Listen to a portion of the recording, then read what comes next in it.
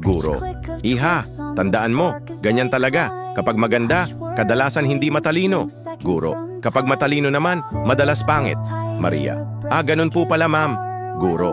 Oo, iha. Reality ng buhay yan. Maria. Nakangiti. Salamat po, ma'am. Guro. Bakit ka nagpapasalamat? Maria. Kasi ang ganda-ganda niyo po talaga. Guro. Napatigil.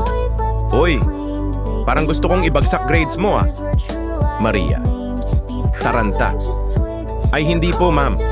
Ang ibig ko pong sabihin, ang ganda ng handwriting niyo sa board. Like, follow and subscribe.